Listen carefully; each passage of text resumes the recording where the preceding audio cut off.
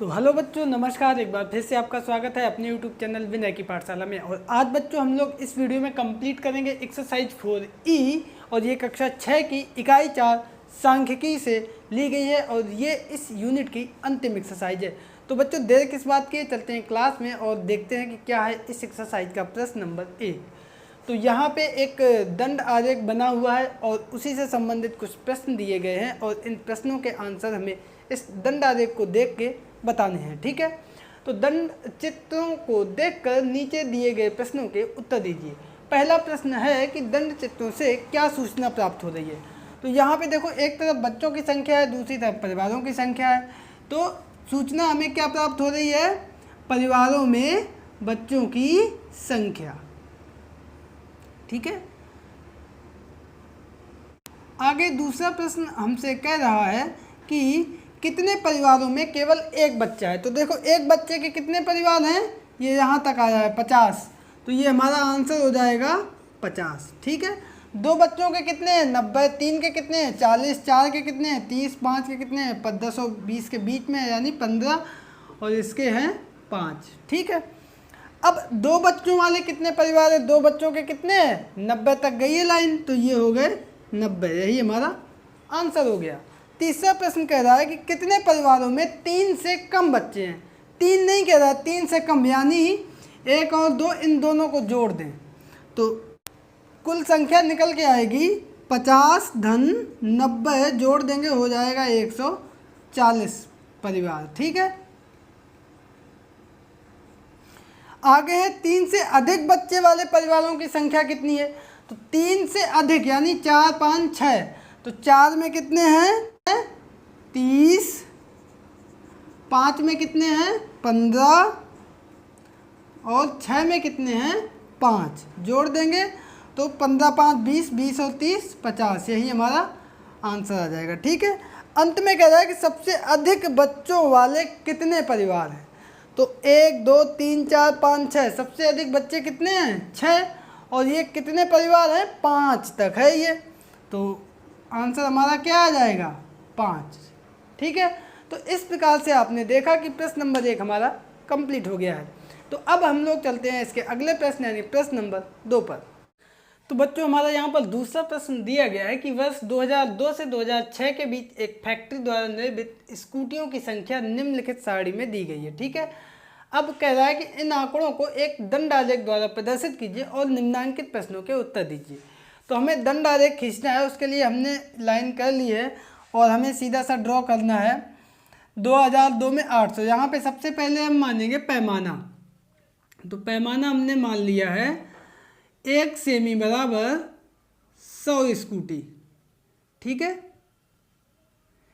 तो इस तरीके से हम चिन्ह जो है 1-1 सेंटीमीटर की कॉपी में लगा लेंगे। अब देखो 2002 में है 800, तो देखो 500, 600, 700, 800 यहाँ पे है, तो ये इस तरीके से बनेगा। ठीक है, अब आगे 2003 में कह रहा है 600, 600 ये है यहाँ पे। ठीक है, तो ये इस तरीके से आएगा। इसके बाद 2004 में कह रहा है 900, तो 2004 में 800, 900 ये आया इधर।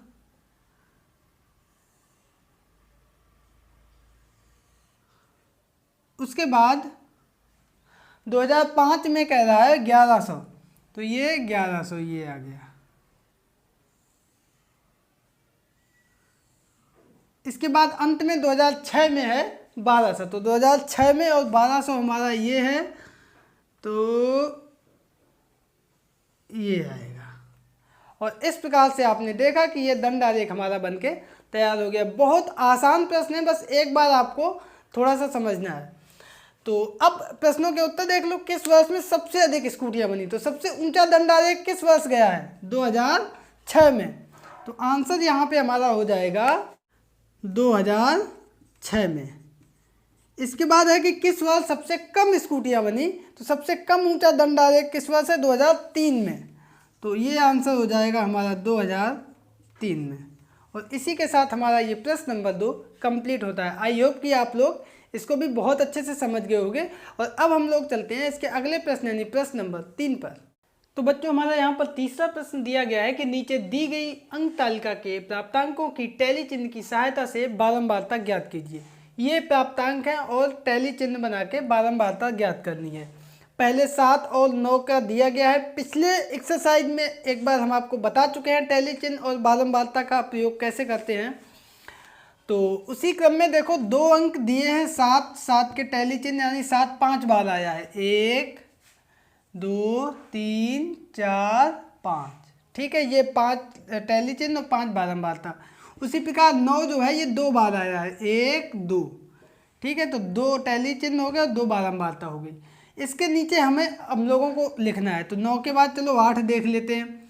8 1 बार आया है, 2 बार आया है, 3 बार आया है, 4 बार, 5 बार।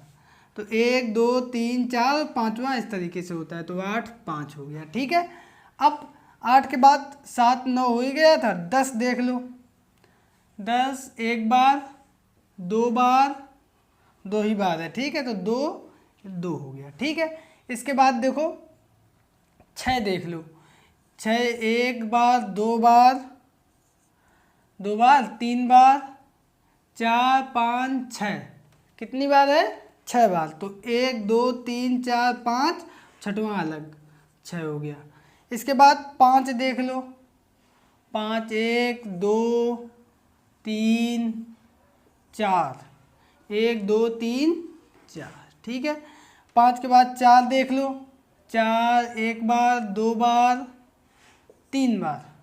4 है हमारा 3 बार। उसके बाद 3 देख लो, 1 2 3, 3 कितनी बार है? 3 बार। ठीक है, इनको टोटल कर लो एक बार। 3 3 6 और 10 6 16, 2 18, 18 2 20, 10 30। अब ये गिन लो 30 हैं, 1 2 3 4 5 6 7 8 9 10 11 12 13 14 15 16 17 18 19 20 23 24 25 26 27 28 29 30। इसका मतलब ये जो आंसर आया है, जो हमने टेबल बनाई है, ये बिल्कुल सही है। तो इस प्रकार से ये प्रश्न हमारा कंप्लीट होता है। आई होप कि आप लोग इसको बहुत अच्छे से समझ गए होंगे। तो अब हम लोग चलते हैं इसके अगले प्रश्न यानी प्रश्न नंबर 4।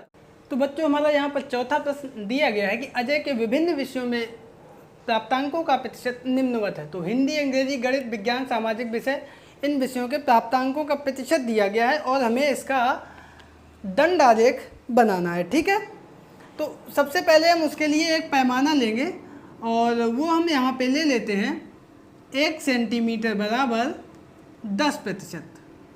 आप लोग दूसरा भी मान सकते हैं, 1 सेंटीमीटर बराबर 5%, तो वो उतना आकार बड़ा होता जाएगा इस दंड आलेख का। ठीक है, अब देखो यहाँ पे विषय क्या है? हिंदी, अंग्रेजी, गणित, विज्ञान, सामाजिक विज्ञान। कुछ हमने पहले ही लिख लिया है, हिंदी, अंग्रेजी, गणित, विज्ञान और अंत में सामाजिक विज्ञान।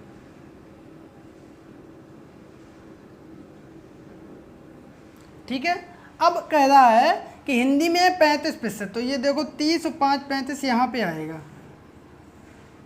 उसके बाद अंग्रेजी में बोल रहा है फिर से 35%, तो अंग्रेजी में भी 35% हो गया। ठीक है, अब इसके बाद गणित में बोल रहा है 60%, तो गणित में ये हो गया 60%। ठीक है, अब इसके बाद विज्ञान में 40%, तो ये विज्ञान में है 40%। ठीक है, 40। अब आगे सामाजिक विज्ञान में है 70%, तो 70 हमारा यहाँ पे है, ये इतना बड़ा हो जाएगा। ठीक है, तो इस प्रकार से आपने देखा कि ये मेरा दंड आलेख बन के कम्प्लीट हो गया। आप लोग कॉपी पेन से बहुत अच्छे से बनाएंगे तो बड़ा अच्छा लगेगा। तो इस प्रकार से ये प्रश्न नंबर 4 और ये एक्सरसाइज और इसी एक्सरसाइज के साथ हमारी ये यूनिट 4 सांख्यिकी कंप्लीट होती है। आई होप कि आप लोगों को ये एक्सरसाइज और ये यूनिट बहुत समझ में आई होगी। तो वीडियो पसंद आने पर इसको लाइक करें, दोस्तों के बीच में शेयर करें और चैनल को अगर अभी तक सब्सक्राइब नहीं किया तो चैनल को कर लीजिए सब्सक्राइब। मिलते हैं कल फिर एक नए वीडियो के साथ, तब तक के लिए नमस्कार।